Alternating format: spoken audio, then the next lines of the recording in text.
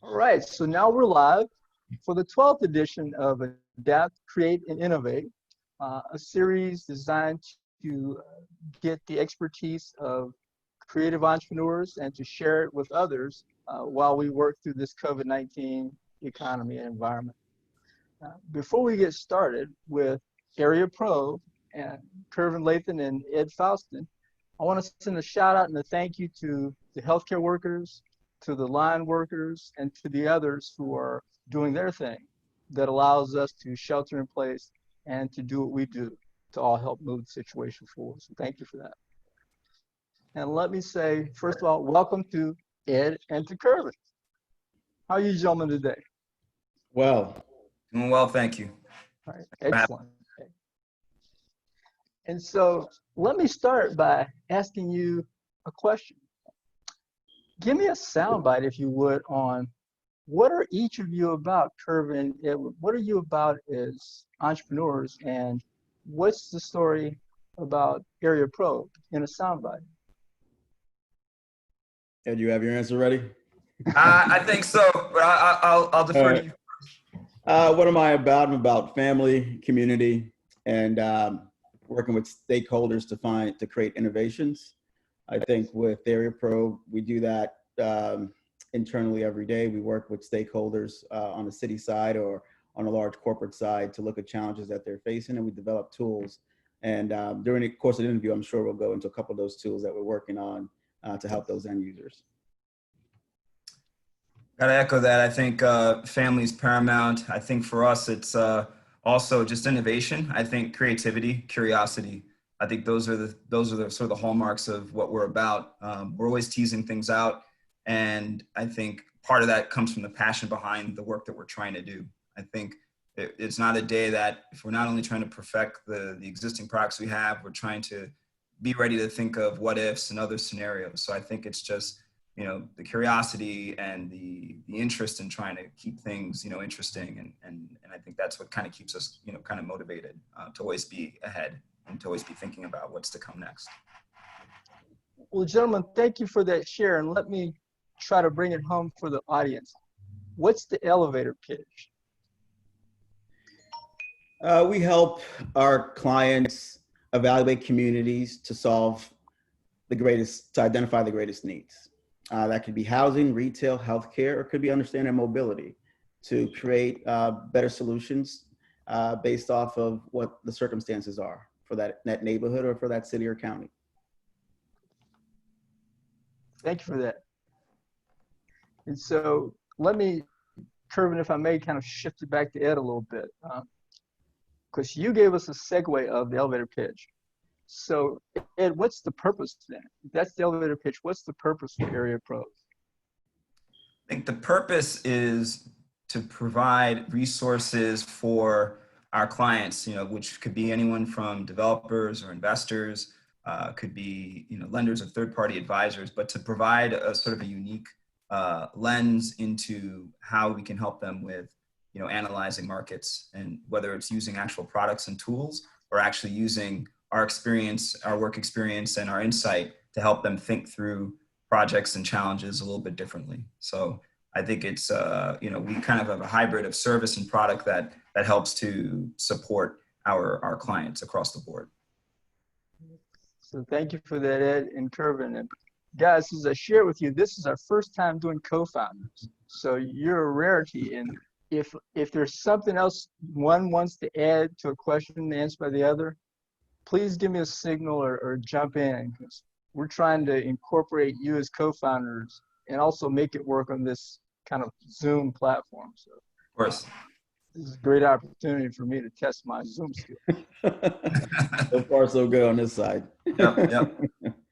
So with that backdrop, what's an outrageously creative moment that one or both of you guys want to share that's helped you be where you are today? Let's say one thought that comes to mind was we got invited to a conference in Philadelphia in 2017, I want to say, and you know, over the past few years, we've been collecting information about affordable housing and what development projects are coming to a neighborhood, who's developing the project, the number of apartments that's being built. And we've been doing this across the country. And at this event, someone that I knew came over to me and said, there's a guy across the hall that runs a private equity firm that's trying to figure out how to aggregate all the affordable housing projects that are being built across the country. And he doesn't have a solution to do this. And so she mentioned to me, she said, I told him to come over and talk to you. So he came over, we talked for 2 seconds. So you could do it, all right, we'll call you. It's kind of like, I hear you, but I don't know enough about you to feel comfortable moving forward. So a couple of weeks went by, 4 to 6 weeks or so.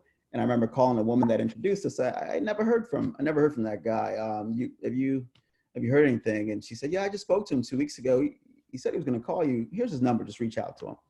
So I called him up and he said, yeah, just things happened, didn't get around to it. So let's talk about how you would solve this issue that we have.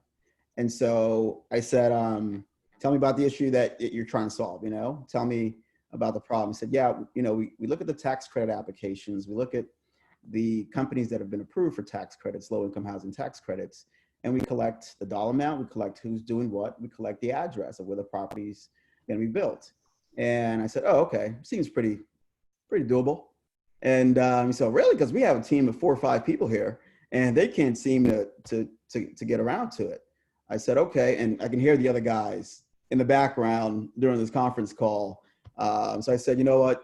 Are you near a computer? I knew they were. Do you mind if we just do a Zoom, a web call? So I shared my screen with them. I showed them how to navigate through a particular state. And they said, oh my gosh, you guys can do this. So about 2 weeks after that, I sent them a proposal. They actually came back and said our proposal was too low and they offered a higher price. Because they said, I don't think you guys understand how difficult this has been for us to try to find and the value that you have with this product. And so they paid us on a monthly basis, pretty decent size amount just to offer this solution to them. Wow. Ed, is there anything you want to add to complement that wow story? I think it's just to add to that. I think when he first told me that story, I remember at the time just trying to pitch this client. And as soon as we knew how to provide that value, because we knew that they had a team of 4 or 5 folks who didn't have the time, I was like, well, the time is money. I think that's the biggest part of it. Knowing that we can save certain folks time out of their day to complete tasks is sort of at the crux of a lot of the solutions that we try to provide. So as soon as we saw that, oh, wow, they can't get around to this and they couldn't quite figure out how to do it, it was perfect. I think that's probably the best part about it. Once you acknowledge how you can save someone's life in a sense, through finding a solution that alleviates the time burden. I think that's the part about it. Yep. Yeah. So that sounds like one of those drop the mic moments where you like just walk away like that. And so now let's peel the onion a little bit deeper now, because this is obviously fascinating and very exciting what you're doing. Who are you individually as people? Who are you? And how does that translate into what Area Probe is about? Defer to which of you would like to start. I can start this one. So I would say I'm first generation, Haitian American. So, and I always identify with that, as a person of color in this country, but more importantly, as someone who has been grateful for a lot of the things that his parents have more or less provided, and in terms of resources, as a young adult growing up here. And, I would say that that's been important because I think back to, stories of my grandfather and what he did back in Haiti. He actually built affordable homes, both in Haiti and the Bahamas. And, it'd always been sort of a story that my dad would tell me. And when I was 8 years old, our first trip there was looking at some of those homes. And even after the earthquake in 2010, knowing that some of those homes are still in place. But he always was about trying to find ways to give back. And I think that's always been at the crux of, the various activities I've been involved with. And I think that lends to the type of work that Curvin and I are involved with to a certain degree, where we want to make sure that we have a product that, product and services that can be, extended to, folks that we know, are in the greatest of needs to a certain degree. We do a lot of work with, developers who provide affordable housing, but we work across the board in terms of retail and healthcare. I just think being at service, I think is a big part of, definitely part of my personality. It's definitely a big part of Curvin's as well. Obviously I'll let him speak to that. But I think knowing the importance of looking out for others and being of a service to others is just something that's been well ingrained with me ever since I was younger. And I wanted to be in a place, in a position where, if I'm providing a product or a service or, co-leading a company or a platform, I want to, make sure that, I stay true to that. And I think that's what we're trying to do here. Thank you for that share, Ed. Curvin, how about your perspective? Yeah, Ed and I have a similar background. I'm also from the Caribbean. He mentioned his family's from Haiti. I was born in Dominica, West Indies island in the Caribbean, and moved to the U.S. When I was about 6 or 7. I grew up in the city of Dorchester, which is south of Boston. And, as a kid, you really don't know some of the resources that you lack until you move to, or you get exposed to other neighborhoods. And then you start to realize, well, that convenience store that I have access to doesn't look the same as this one. That grocery store is a little bit bigger, a little bit cleaner than mine. Or those apartments look a little bit better than what I see on my block. And so you don't know the answers to why this is happening when you're 12 or 13, but as you get older, you kind of understand how communities are built and why neighborhoods are the way they are. I left Boston, went to Hampton University.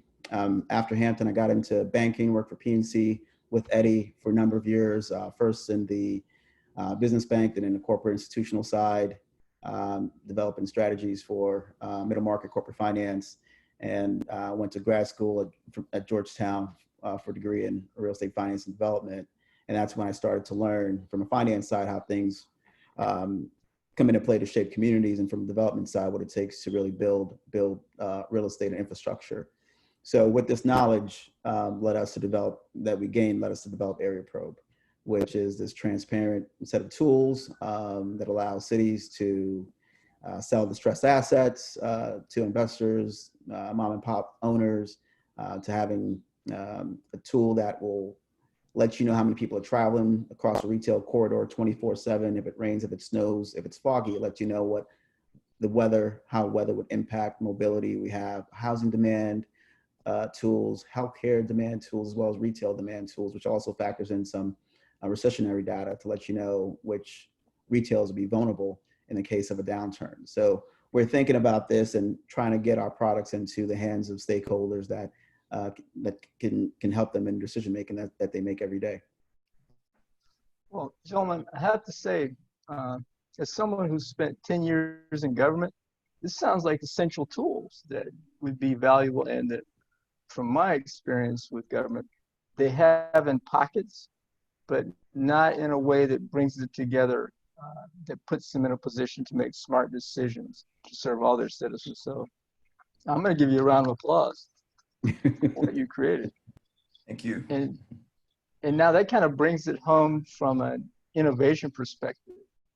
With such a rich tapestry of backgrounds, in the Caribbean, Americans, education, what is the source of your innovation inspiration? I'll defer to you on who answers first. A couple of sources, and I'll also quickly back in as well. A couple of things to add. Just so I had about 16 years of experience in real estate research, asset management, underwriting. But through each of those experiences, I was fortunate enough to have worked with managers who were somewhat data driven to a certain degree.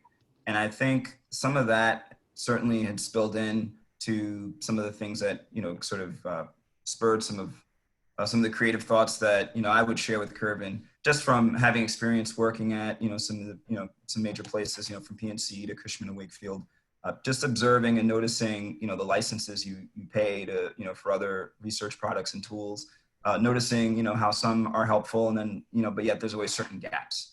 And so I think from experience working in the corporate side, you begin to look to see what's missing, and you think about the day-to-day, and you think about, whether it's a research analyst, or if it's an appraiser or a salesperson or an underwriter or a relationship manager.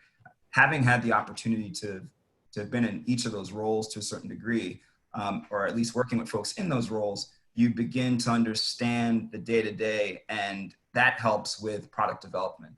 I think that's part of, a little component of our secret sauce, which I think is having that work experience and acknowledging that, okay, throughout the day, if somebody needs to use, one of our tools, we have a housing demand tool, for example, to look up housing demand and looking at capture rates, for example. We could think about, all right, how much time are we saving for someone who needs to incorporate this into a report? So I feel like a large part of that innovation comes back from the experiences that we've had. And I just think back to the several years I've had in different scenarios, thinking about how to use certain tools, how helpful some have been, and thinking about, well, what else is missing? What extra piece could tell another part of the story that's important? So I look at, those experiences as being key parts of what's helped to build out our, the creativity. And then I think to this day, now being, obviously building out the company, the creativity that we get, I think it's just from staying informed, staying aware. And I think looking at how our tools are being applied and just being cognizant of our, our competitors, and thinking about, well, what else can we be doing? What else is missing? And always trying to keep thinking about how to stay ahead. Well, Ed, thanks for sharing that component of your innovation inspiration, which is practical, real-world usable solutions that Area Pro is providing. Curvin, how about your source of innovation inspiration? I think Ed's spot on. Only thing I'll add to it is just the innate curiosity to understand what our customers are going through. Talk to us about the challenges that you're facing, and seeing if there's anything there. Is this a lane that we can help with? And if it's not, we'll let them know, here's some other resources that you should look at, because they can do it really well.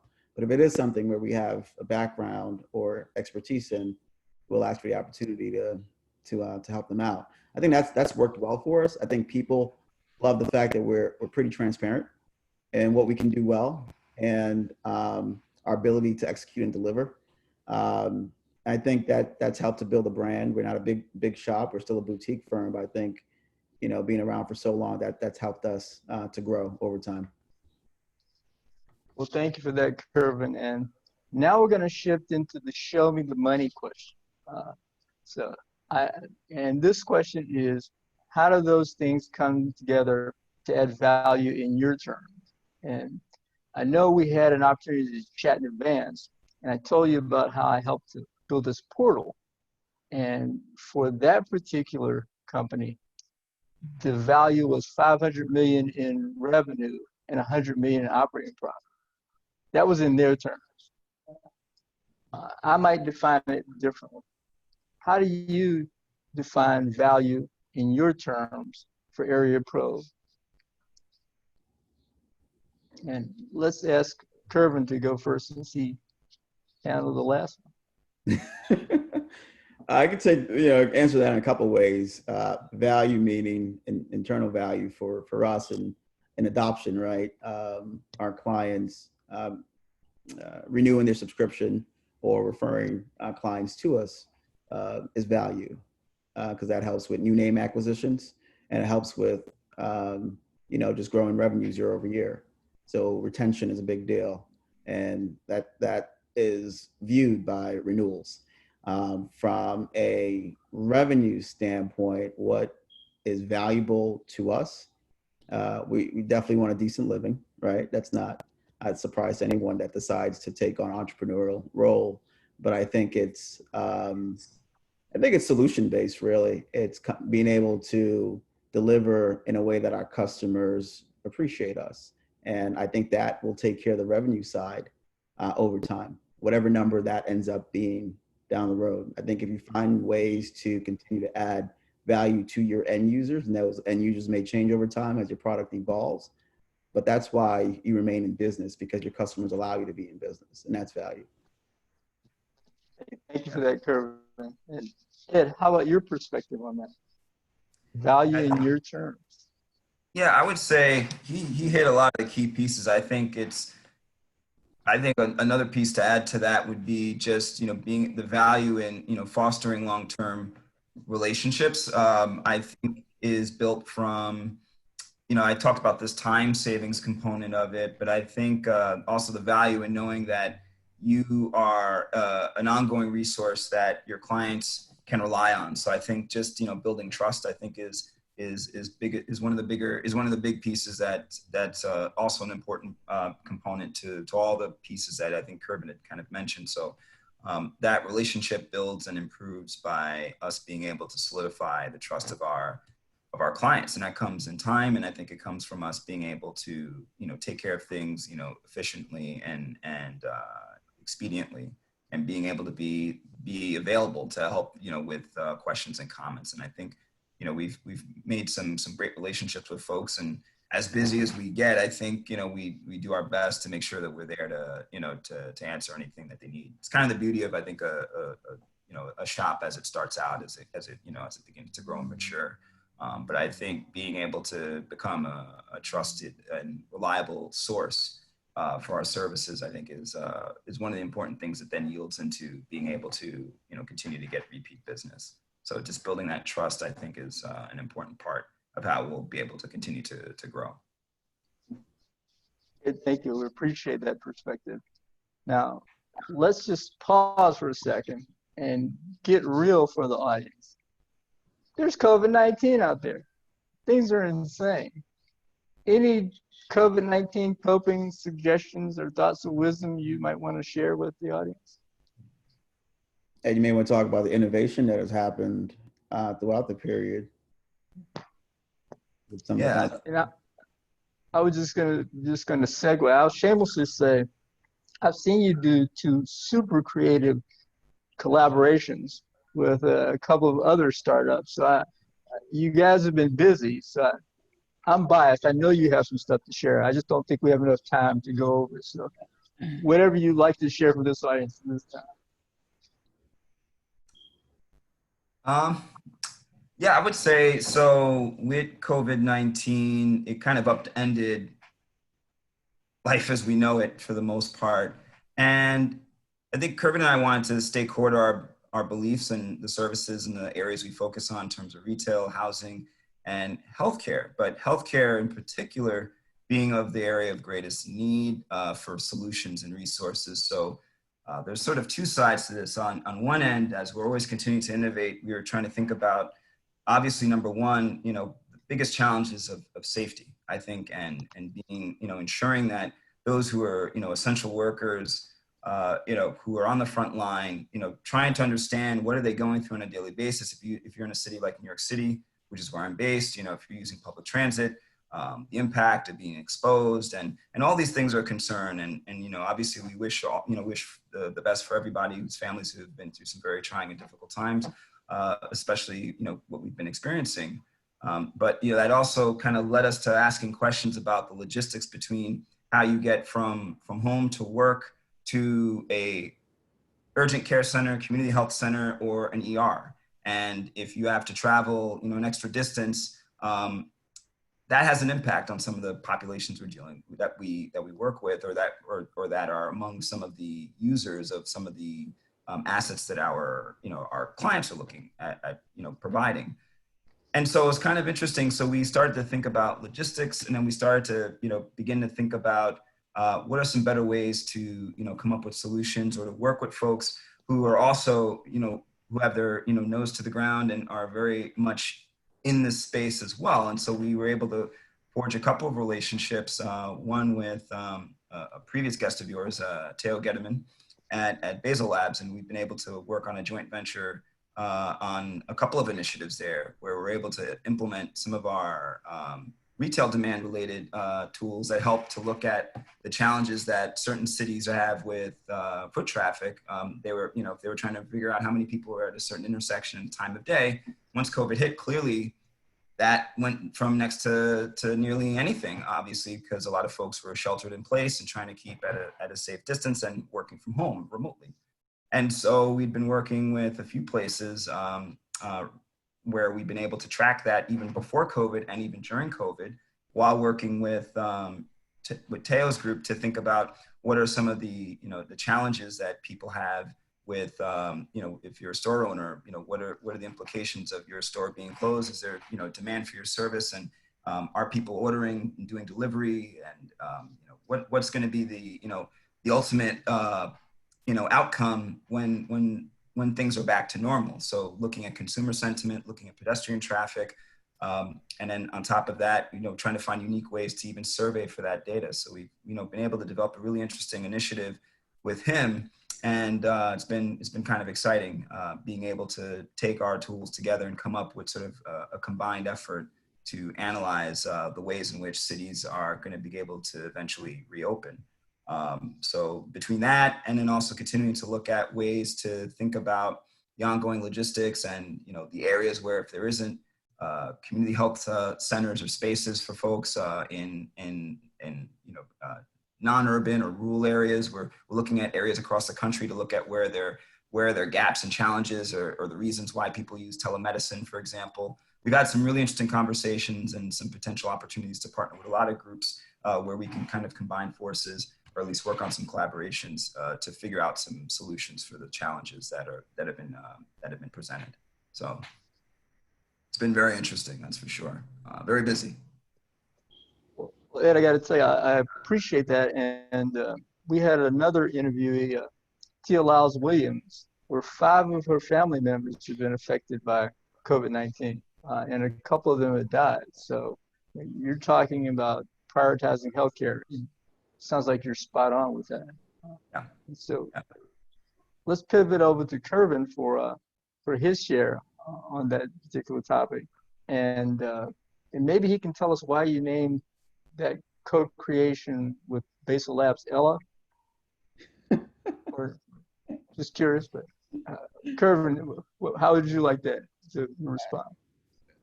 It works. A lot of companies you have with Amazon with Alexa and Siri. Well, Siri's not really, but Ella has a nice ring to it.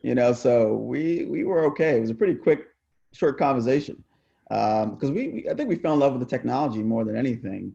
We can always change the name over time. I think Amazon was Abracadabra, right, when it first came out.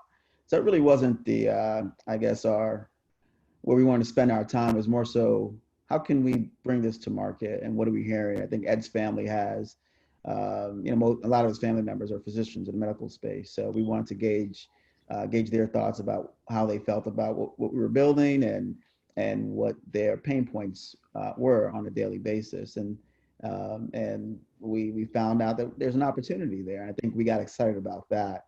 The name thing will come over time if there's pushback, but I think Theo's pretty stuck on it now, though. Yeah. Well said. Any other sage suggestions for COVID-19 coping from your side, Curvin?